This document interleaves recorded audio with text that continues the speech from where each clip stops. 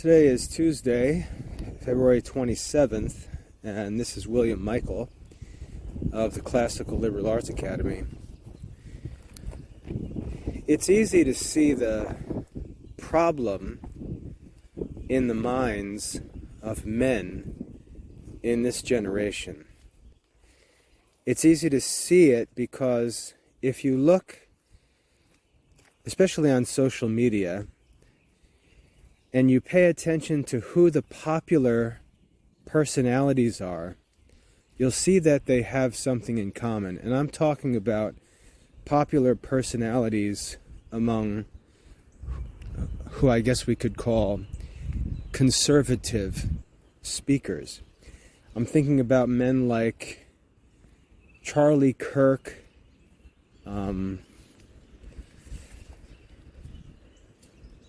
Ben Shapiro, and there's a few others. I saw one published by one of the guys at Catholic Answers recently. What we find these men doing, and women do it too. Candace Owens is an example of a female doing the same thing. We find these people going around and setting up cameras and booths, I guess we can call them, on college campuses, and they debate or argue with college students about controversial issues. So the one I saw, I think it was this morning, was a representative from Catholic Answers arguing with some college girl about abortion, and having this so-called debate about abortion. And we see this all the time. And like I said, the names are Charlie Kirk, Ben Shapiro, Candace Owens, and you can probably think of more names than I can. This is sort of the outreach ministry of the modern conservative adult. And what's ridiculous about it is that college students are not representatives of adult society. And I'll explain what I mean by that. I've got 4 kids who are in college right now. I don't consider any of them to be representatives of adult society. I consider them really to be kids, because they're still in formative years of their lives, and they still have no real experience in full-time, self-sustaining adult life. They haven't yet become immersed in the modern market. They haven't become immersed in full-time, self-sustaining, responsible employment.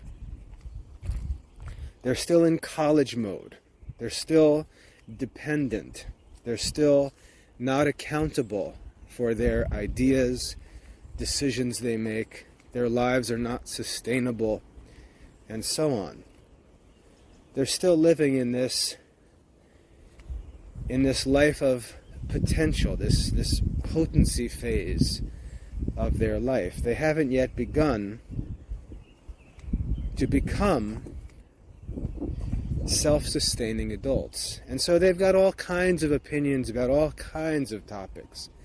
And as a father who's already finished with college, already has provided for a family, is self-employed, on and on, I don't sit around arguing or debating with my teenage children. In fact, I don't sit around debating with any of my children. And the reason why is because their opinions and ideas at this phase in their life are not accountable to any reality. They're not realistic. They're free to have all kinds of crazy ideas. They're free to dye their hair purple. They're free to think that this is okay and that's okay. They're free to think that this political idea is good and this political idea is bad. They're not accountable yet. They're not accountable to sustainability. They're still living on federal grants for their college studies and student loans and all kinds of artificial support systems that come to an end the day they receive their bachelor degree.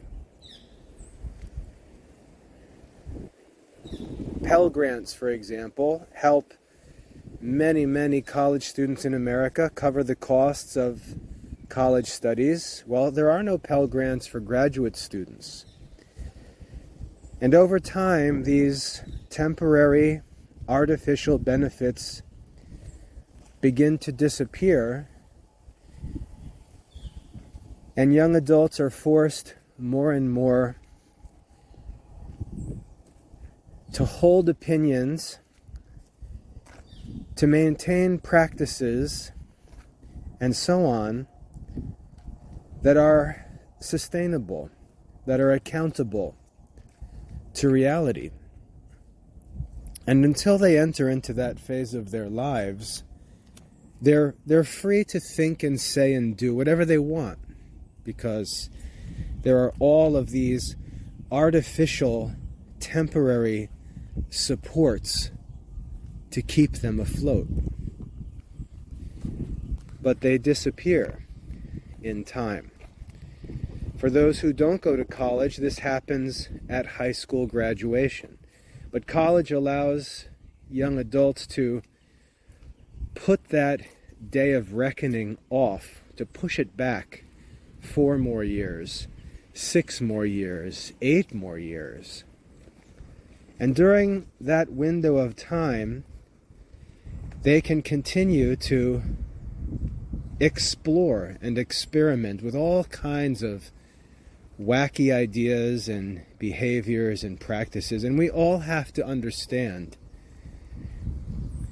that during that phase of life, that's possible. That's possible. And we have to learn to not take those folks seriously. That doesn't mean we shouldn't be teaching them. That doesn't mean we shouldn't be helping them and supporting them and encouraging them, and most importantly, setting a good example for them. But we shouldn't take them too seriously.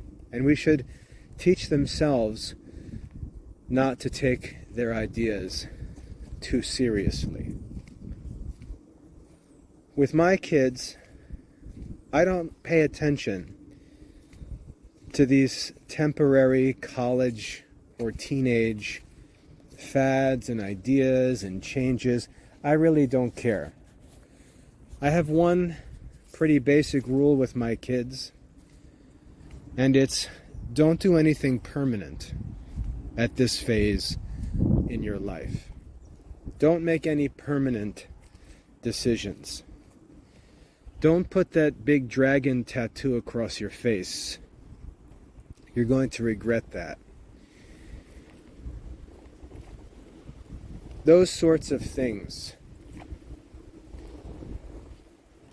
Decisions or behaviors that can have permanent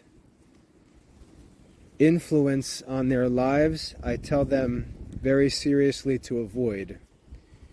But all of the temporary, childish, youthful nonsense, I don't pay attention to it. And by not paying attention to it, my kids see me as mature. And they know that I think the stuff they do is just childish nonsense. And they know that they're living in a phase of life that's going to change. They know that their state of life is temporary, and they know that one of these days they're going to have to get their act together They understand that. But as I said before, what we see in modern Christian and conservative society is this attempt to show oneself to be a wise man or some clever defender of the faith, because one can go and stand on a college campus and get these dumb kids all riled up about controversial issues. And these conservatives or Christians, what they're looking for is some video material of them silencing someone's arguments or winning a debate. But this is not, these are not real debates. These are not real arguments with mature, experienced, articulate adults. These are arguments with kids. These are arguments with kids living on mommy and daddy's money. These are arguments with kids living in dormitories. These are arguments with kids living on student loans, and so on. These are young adults whose ideas are not yet accountable to sustainability. And therefore, we're not really defeating anyone's significant. We're not facing any significant ideas. We're not winning any significant debates. We're basically taking candy from children and pretending that we're, fighting against secular society. But that's not what's happening. What we're really doing is just picking on kids, causing them undue stress and frustration that they're really not capable of handling, and challenging them on issues that they really can't understand. They can't understand. The evil people in our society are not the college kids. The evil people in our society are not the young adults. The evil people in our society are the mature adults who are running governments and institutions and corporations, who create the destructive environments that these kids live in. The evil people are the adults who create the artificial systems that allow and exploit the self-destructive and irresponsible behavior. Those are the evil people, and they're never addressed by these debaters, by these conservative Christian talking heads on social media. While they're arguing about abortion or socialism with some 20-year-old political science major, and if you notice, they're always on crummy college campuses. They're rarely at Harvard or Princeton or Yale or Stanford. They're usually at some cheesy college, arguing with kids who are not even top-level students about these controversial issues. And we don't even know if these kids arguing are the smart kids on campus. And yet they're just looking for these cheap gotcha moments in these discussions to catch them on film and then to cut them and post them on their social media channels for all of the idle goobers at home to get excited about, like we're fighting against evil together by arguing with these with these dopey kids. Mature Christians, mature conservatives should not be wringing their hands over the behavior of college kids. I consider that phase of life, and I've talked about this before, I consider it to be survival mode, where people are just trying to get by.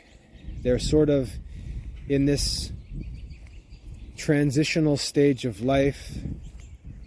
They're trying to accomplish things and do things and establish their adult lives. They don't have any resources. Their lives are not really in their own control. They're subject to schedules established by other people. They're working all kinds of dopey, useless part-time jobs just to have some pocket money. They're stressed about student loans. They're uncertain about future employment. They're living in survival mode. They're doing all kinds of stupid things, and a lot of the pleasure seeking that they indulge in is just an attempt to get a break from that stress and confusion. It's temporary. It's part of youthful living. And we've all gone through it and participated in it to some degree. Some have enjoyed better circumstances than others during those phases of lives. Some have really had to go through difficult times. I argue with this about my wife quite a bit, because when she went to college, she was a full-time college student, and her dad paid her tuition. He just wrote a tuition check. So she went to college. She had no financial stress when she went to college. She just had to go to school, go to class and study. And if she did work a part-time job, and she worked in an Italian restaurant when we were in college. If she did go to work, she was working for her own spending money. There was no stress in that. She could work as many hours as she wanted. She could work as few hours as she wanted. She was just working for fun money. I, on the other hand, had to pay for my own college studies. When I went to work, I was working to pay my tuition, or I should say to pay my previous semester's tuition before my next tuition bill showed up, because if I couldn't get it paid, I couldn't study. I was working to get money together so I could buy my books for my next semester classes and pay my car insurance and so on. I never had $1 in my pocket during college. I was always hanging on by a thread, and some semesters I couldn't make it. Some semesters I had to take off from classes because I just couldn't come up with the money in time, and I had to wait. So my wife and I had very, very different experiences in college, and in hindsight, I think mine turned out to be better for many different reasons. Not just because, I learned to work. No, that's not what I'm talking about. I already knew how to work. It was better for my studies. It was better for my life, better for my future, because I was able to study and do some of my college work a little bit older, a little bit more mature, a little bit more experienced. And it helped me to make some good decisions and really squeeze the juice out of some of my studies that my wife just blitzed through without really paying much attention. It was better for my studies, better for my future, to take my time. But I would never want to look at that phase of my life and decisions I made during that phase of my life and be held accountable for them as if they were premeditated. as if the things I thought or the things I said or the things I did were really my will and my judgment, because many times the things that I did or the things that I said, I really didn't have another option at the time. Some of the questionable moral decisions I made were made under a lot of stress and confusion. I didn't know or understand then what I understand now. And so when I think about my own kids and look at their nonsense that they get themselves into, my wife and I usually have different reactions to it. My wife will get all upset, not so much anymore because we've talked through these things a lot, but initially she'd get all upset, and I would say, would you calm down? Think back to when you were their age and how you thought and acted. And, I had to realize that my wife didn't face some of the challenges my kids face. My kids are living pretty stressful lives because my oldest two are ROTC students, so they're balancing college studies, all of their ROTC requirements, daily PT, for example. They're up at 4 or 5 o'clock in the morning every day as college students to go running and do physical fitness with their ROTC crews. They've got that to do. They've got to come away from campus to do their drill work and attend ROTC camps. They've got to manage these divided lives with lots of pressure, and they're competitive students. They're good college students. They're A and B students, and they've got to manage all of these things while doing all kinds of stuff that their peers don't have to do. And there are times they just want to blow off steam and goof around and take a break. And my wife, who didn't have that kind of stress during college, will get frustrated with them, get frustrated with things they do, get frustrated with things they say, and so on, because she didn't do that. And I have to remind her that she wasn't doing in college what they're doing. And then when it comes to academics, my wife was a decent student, A's and B's, whereas I was a straight A student. And I tell my wife all the time, the difference between being a 3.0 student and a 3.8 student is very, very great. The difference between getting A's on every test and quiz and assignment and A's in every class, the consistency and discipline that's needed for that is not needed for someone who can settle for a B or even a C at times. It's an entirely different mindset, an entirely different approach to study. Requires a totally different level of discipline. And that's why the awards in college are reserved for those A students and not the B students. And my daughter Elizabeth, she's a crazy like me. She's a straight A student. My son Jonathan is a solid A student. He'll get a B here and there, but he's also a competitive Dean's List level student. And so you can see my wife, as a Christian adult, doesn't really think clearly when she reacts to the nonsense she'll hear from our kids or see from our kids when they get a break or when they're off on a weekend. She has a hard time understanding it, whereas I do understand it because I was in similar circumstances. And when we look at these talking heads picking on these college kids,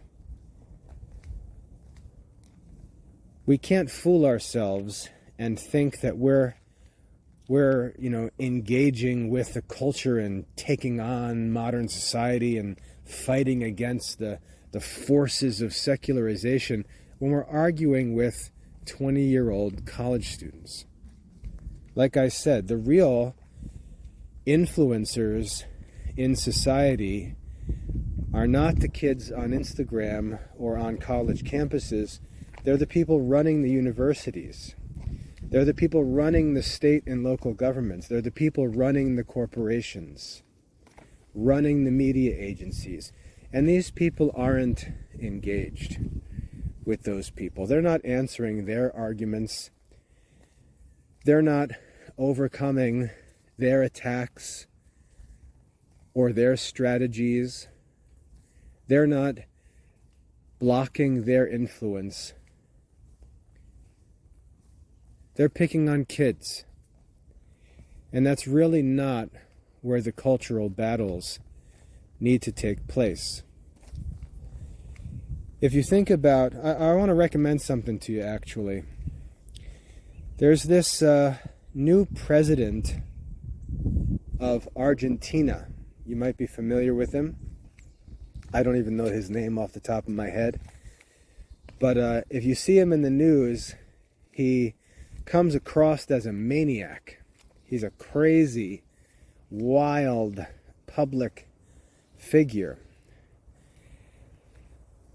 But he's an economic conservative, a capitalist who took power in Argentina and basically shut down their whole government.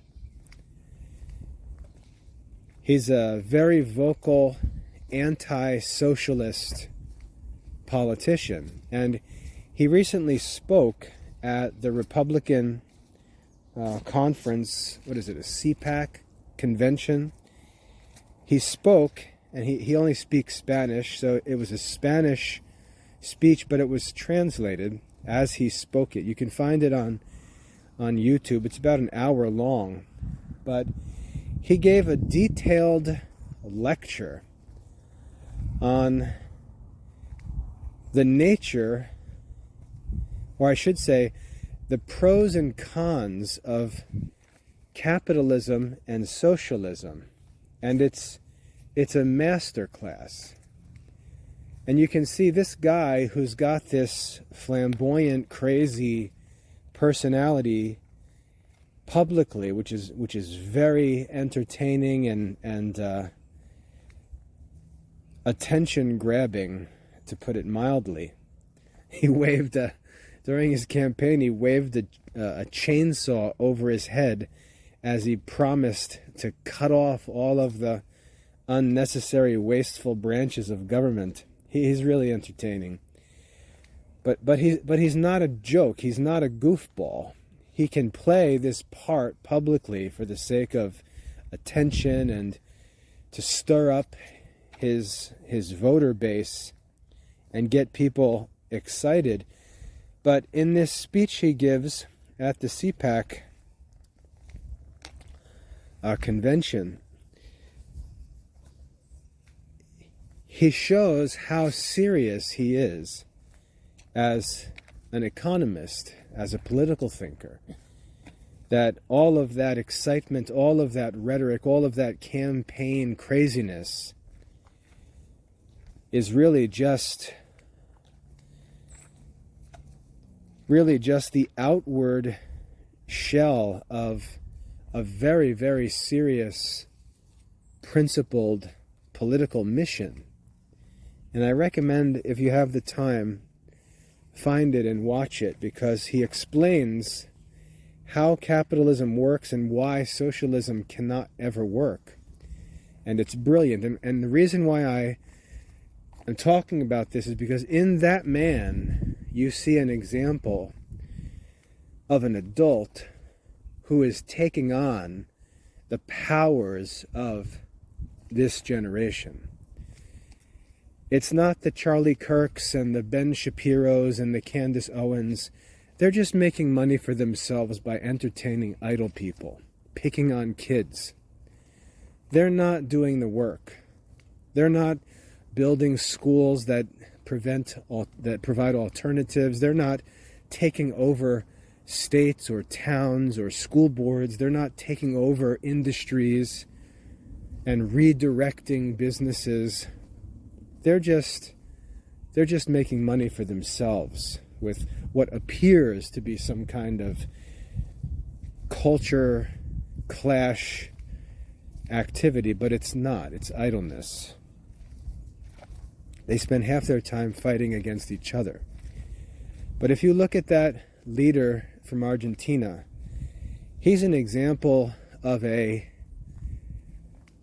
fighter who is a mature, principled adult who understands both the importance of philosophy and principle and political rhetoric, how to actually move people to make changes and do things. And you see in him that rare combination of both of those skills. Donald Trump's another example, even though for him it backfires quite a bit because he can be so obnoxious. But you see in Donald Trump, there is an experienced business acumen, even if you don't agree with all that he says. There is an experienced business skill, an understanding of government and laws and business from the perspective of a businessman. But there's also the goofball, who was on The Apprentice, this public celebrity and circus act that can actually move a voting public. And you see again in Trump, you see these two different sides of his character. And unfortunately for Trump, he's not as good at the public relations part as he could be if he didn't have this streak of just obnoxiousness that he uses on a weekly basis to cut his own legs out from under him. But you see these two things, and the same thing is true in other areas where, let's take something like my field of education. There has to be a serious and deeply rooted and established and true philosophy of education, positively speaking. But there also has to be a real world entrepreneurial spirit that can take that philosophy and make it work in this generation. And the problem that I have is that Christian men don't do that. Christian men, they like to talk about things with sort of a shallow, immature, college campus type philosophy, I could say. The kind of thing that we see in those Charlie Kirk discussions and Ben Shapiro talks and things. It's cute. It's like the kind of discussions you used to have when you were on campus with your friends on a Friday night, just babbling ignorantly about politics or who knows what. But it's not mature, developed, polished, researched philosophy that can actually build and sustain institutions that move the needle and change things. Plus, it's not joined to any sort of practical, shrewd, toilsome, I said before, entrepreneurial spirit that can figure out how to actually make this work in present market circumstances. And so you just have a bunch of idleness, or you have these schools or colleges develop that are just silly and shallow. You think Stanford University takes some goofy, great books college seriously? It's silly. There are classics professors and historians and philosophy professors at Stanford that know that these great books college professors have no clue what they're talking about. And they're just taking advantage of people even more ignorant than they are.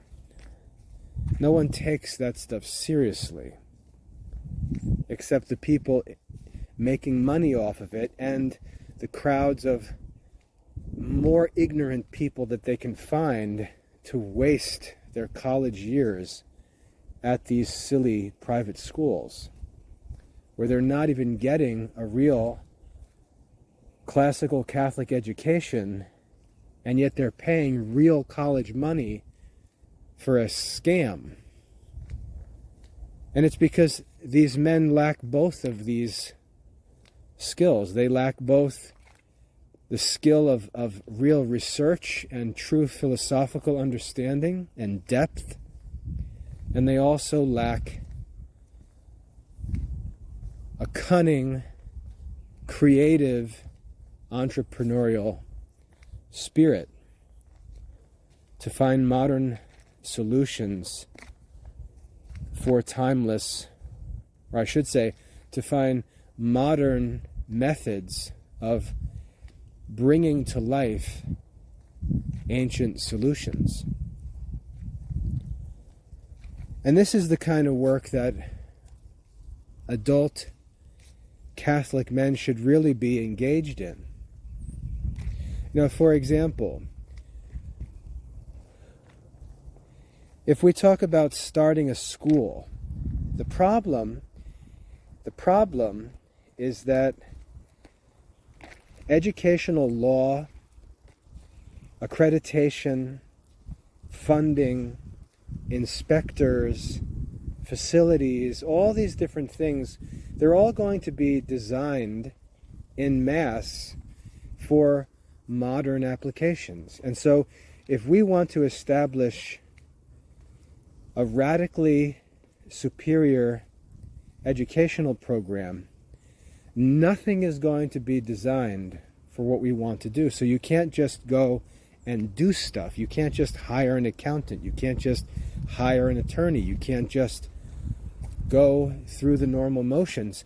You've got to be able to dig into the laws, to dig into accounting rules, to dig into local building codes and inspectors' policies and procedures, and figure out how you can accomplish what needs to be accomplished by wiggling through all of the details of all of the possibilities that are open. And Christian works need these sorts of professionals who are willing to do that work, who are willing to be those accountants and lawyers, who help Christian apostolates find their way through these existing laws and regulations to establish institutions that actually change things in present circumstances. And we don't find Christians willing to do that work because you're not going to get paid well to do that work. It's going to be much more difficult than just, processing the ordinary business tax returns and getting your cut of the money. It's a difficult, laborious kind of work to do, but you see, it's a real Christian lay apostolate. And that's the vision that I don't think enough Christian men have. To see the work that they do, to see the skills that they have, not as opportunities just to go take a chair at some existing institution or in some popular business, to go get a job at Wells Fargo. But to use those professional skills and that expertise, if there is in fact real expertise and not just, follow the instructions, copycat type work, use that expertise to actually help develop creative, innovative, culture-changing institutions. That's the challenge. And Christian men just don't have that vision. They're just, for the most part, silly. They're silly. They complain they can't even barely find work as it is, let alone fulfill the mission of the laity, which is to actually direct temporal affairs according to God's will, which is such a challenging and I think awesome vocation.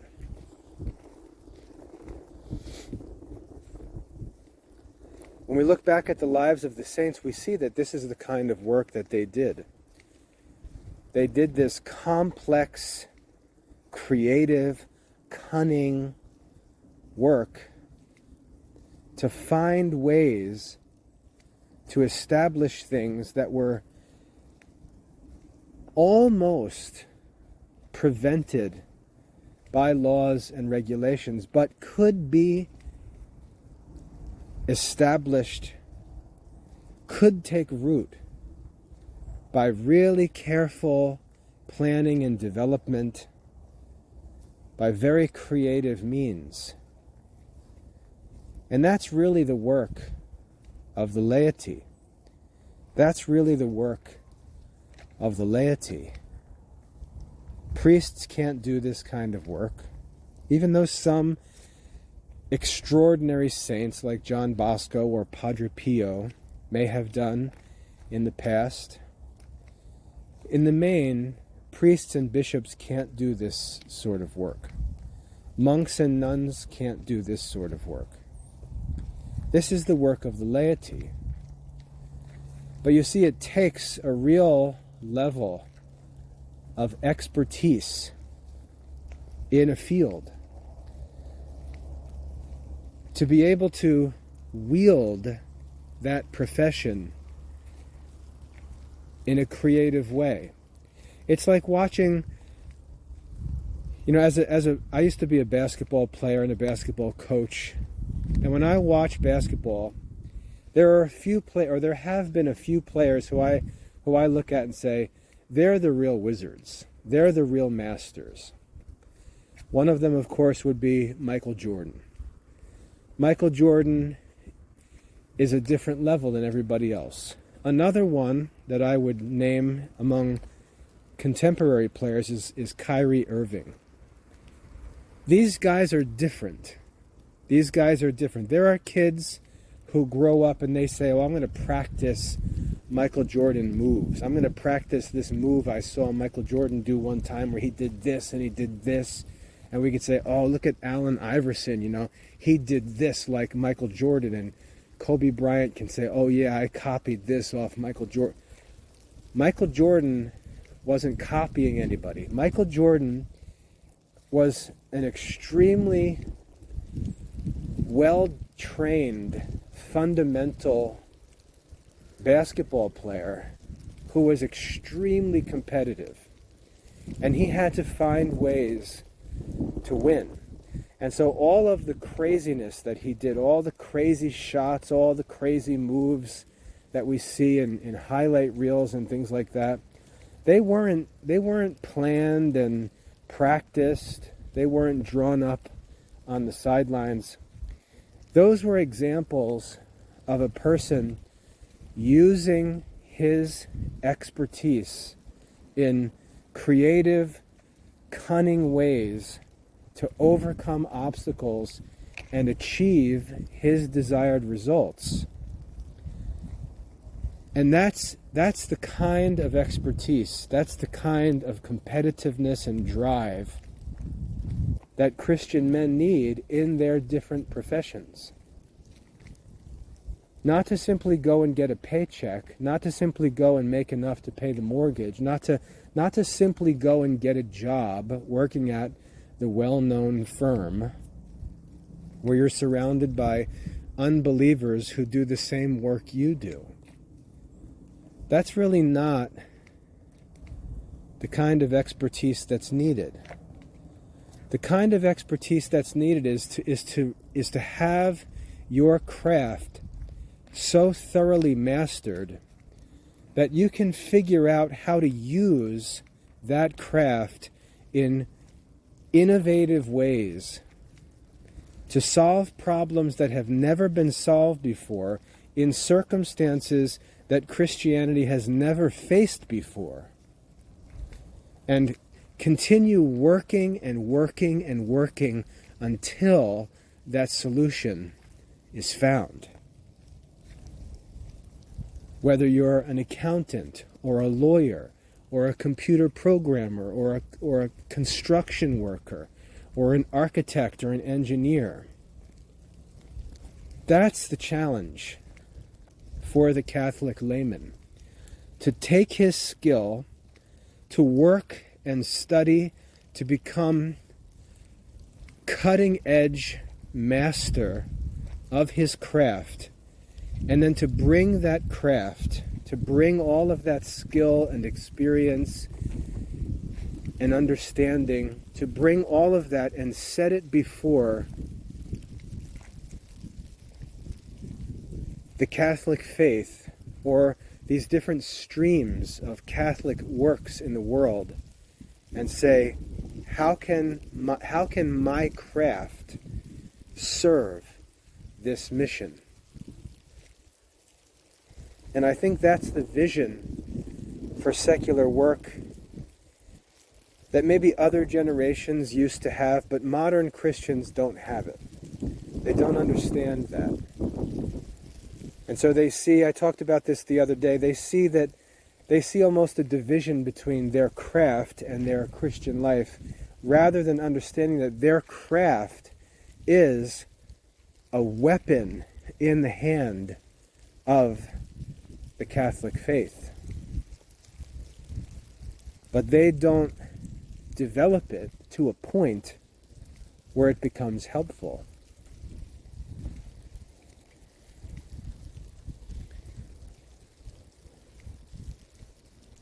So anyway, as I was saying at the beginning, settling for this lazy, immature, inexpert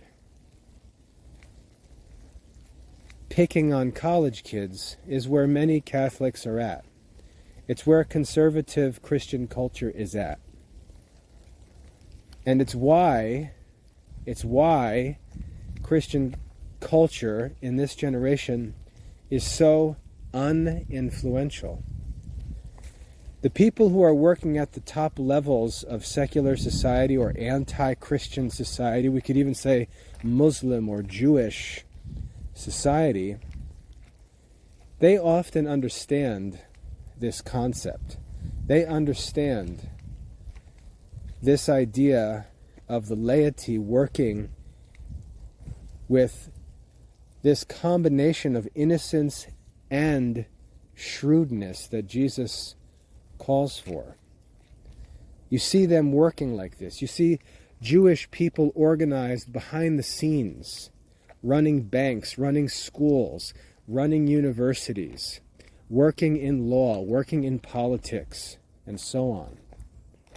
The men of the society, the men of these cultures, the men of these groups, working behind the scenes to pull the strings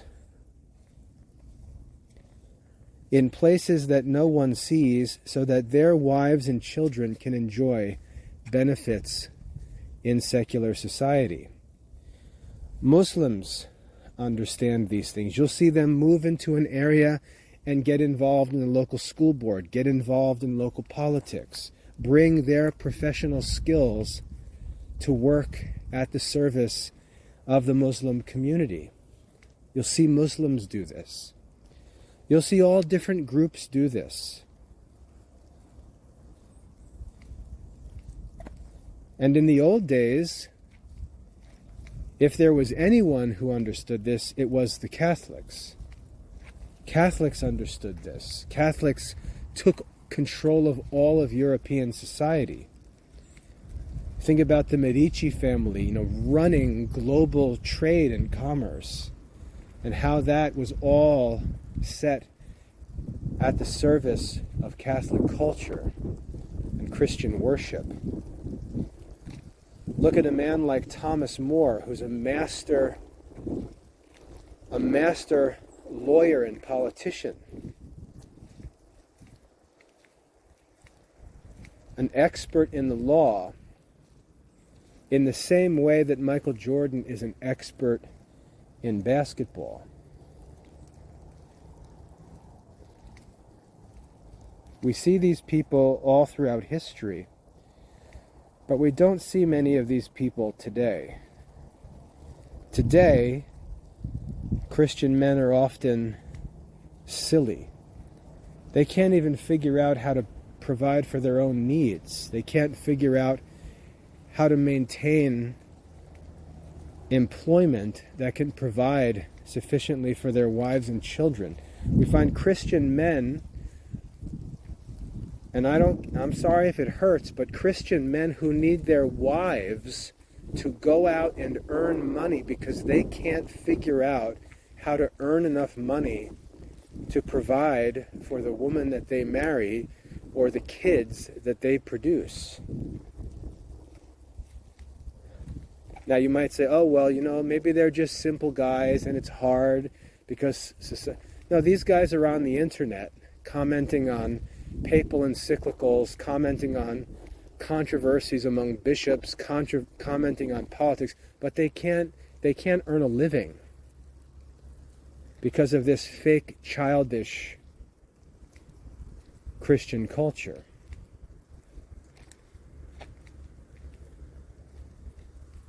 I would be sensitive to them if they were actually just humble, simple men struggling in a high-tech, competitive, capitalist society. But that's not who these men are.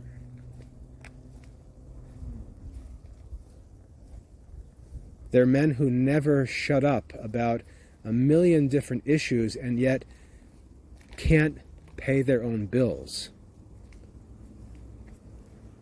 These are the kind of men that get giddy when they see Charlie Kirk beating some college girl in a debate about abortion, or watching Ben Shapiro outwit some transgender 20-year-old.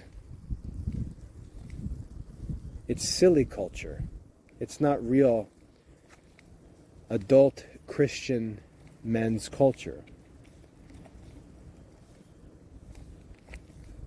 And we need to realize that looking for zingers and gotcha moments on video is really not what we're supposed to be doing. It's not what capitalism is even about. Capitalism is about controlling the means of production by superior solutions to problems, by superior work, by superior business plans, and using that wisdom, that skill and diligence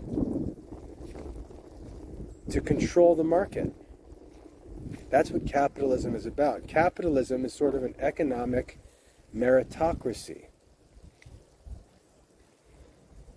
And for laymen in America, that's where our attention is supposed to be. We're supposed to be controlling the means of production, not beating teenagers in political arguments on social media. Certainly not on college campuses. So I want to challenge Christian men to get off this kind of silly fake Christian culture and actually look at your life and your work and ask, what am I actually doing as a 30-year-old Christian man? What am I actually doing? What am I actually influencing? What am I actually directing in my community according to God's will, where I'm actually causing life in my community to be different than it would be if I wasn't here. And I mean different in a Christian sense.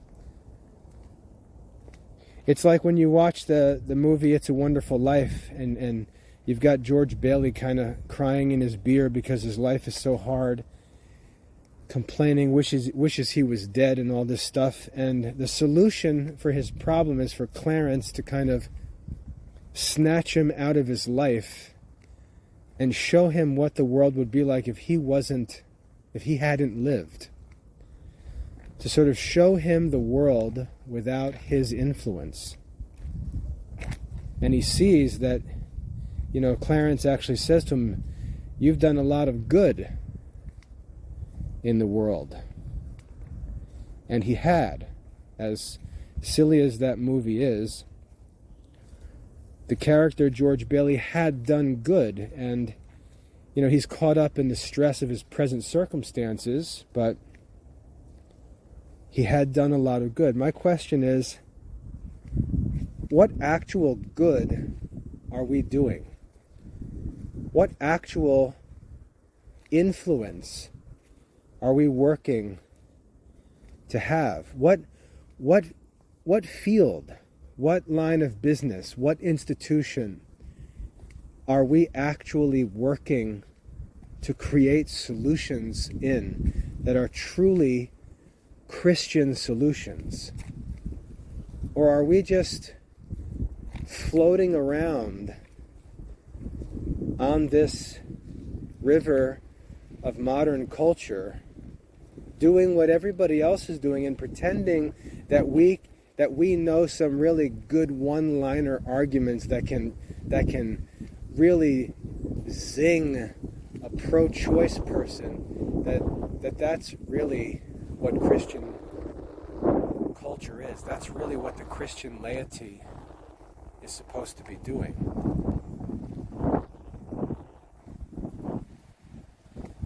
So that's what I wanted to talk about today, because I know, as one who does work in the field of education, and you guys know that I've recently worked to find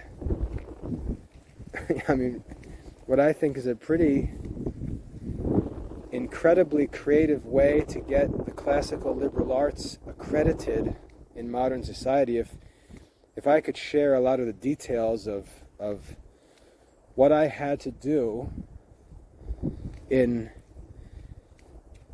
leading the evaluators to understand the classical liberal arts within the context of modern education, how they're relevant today, how technology can be used to eliminate the need for a large school facility or a school faculty or all these different things, and actually bring them along and lead them to the point where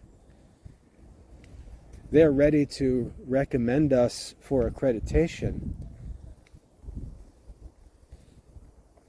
I told my wife this accreditation process was probably intellectually the most difficult thing I've ever done. And as I do that work, I just look around and see that kind of work that needs to be done in so many different areas of modern society where no one's doing it. No one's doing it with respect to, let's say, household finances and accounting, small business accounting,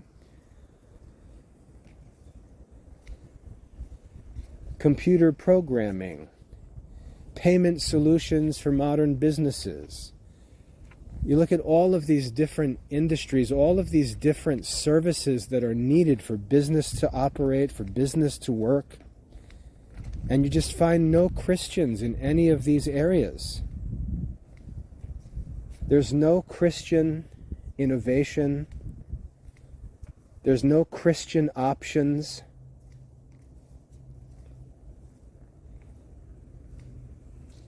And there really needs to be, because these services and businesses and products, many of them are not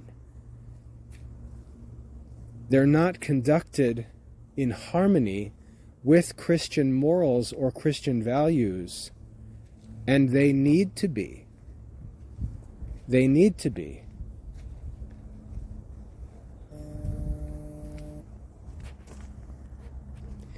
And it's not for secular corporations or non-Christian institutions to come up with Christian solutions. It's for Christians to actually come up with better solutions than the secular alternatives. And you can just quickly realize how great that gulf is between where Christians are in any industry or service area and where secular society's at. And that's the problem. You know, when you look at the church and you complain about the church, what I always say is, what is the clergy supposed to do? What is the clergy supposed to do? If the church wants to put up a new, let's say the church wants to build a new parish church. Let's say the bishop wants to plant a new parish, wants to develop a new parish in a diocese. Who does he call to undertake that work? Where does he look for that work to get done? Who is the Medici family for the modern Catholic bishop? Who is the modern Catholic king or nobleman who comes along and puts the money on the table for the new church building, or grants the land to the bishop for the new parish to be established? Who are the Catholic lay people for the bishops to call? Who are the Catholic construction companies or architects or engineers or bankers for the bishop to call to have the new parish planned and funded and built? Just put yourself in the position of a bishop or a priest and ask yourself, who would you call? Who would you contact to do any of this kind of real-world Catholic work? Even look at your own life. If you need work done for your own business or for your own home, who are the Catholics working as experts in these fields with the intention of building and supporting Catholic culture? And I'm not saying working for free or any of that ghetto Walmart culture. I'm talking about building and running businesses that provide all of the services and professional skill and consultation and so on, even supplies and materials and resources. Who are the Catholics working to make sure that all of those things are accessible and available to the Catholic community in harmony with Catholic moral principles? Who are those people? That's what I think is lacking in the modern church, is an embarrassment among Catholics, embarrassment with respect to the work and duties of the laity. When I studied, and I'll be quick to wrap this up, when I studied the Founding Fathers earlier this year, end of last year, I was focused on two influential Catholic statesmen who were alive at the time of the founding of America. Daniel Carroll and William Fitzsimmons, or Thomas Fitzsimmons. During the Revolutionary War, those men both were called upon by the country as Catholic men to provide supplies and resources, to make calls to get all the stuff that was needed by the American military. The American government could call upon Catholic laymen to pull their strings and make their contacts to get everything that the army needed. What Catholic men take pride in doing the work of temporal affairs in this generation? Like I said, everyone wants to pretend that they're free from toil, like they're some kind of landed gentleman. But the problem is that landed gentlemen have all of their needs provided for, whereas these fakers don't have any resources, don't have any connections, don't have any contacts. And yet, they live in the world as laymen, like doubly useless. Catholic men don't go into religion as a vocation, don't become priests, don't become monks, don't become missionaries, and they also don't become useful in temporal affairs. If you're not going to be religious, at least be useful. At least be useful in temporal affairs. That's the challenge for Catholic laymen today. And if you don't want to be useful in temporal affairs, especially if you're young and not yet married, if you don't like work, if you don't like business, if you don't like secular occupations and work, if you're not interested in this stuff, why are you going to choose to be a layman as a Catholic? The Church doesn't need laymen who are not useful in temporal affairs. And so you see, these modern Christian men, they're neither of either. They're neither religious nor temporally useful. They're not leading intellectuals. They're not leading businessmen. They're not leading statesmen. But they're also not priests or religious. They're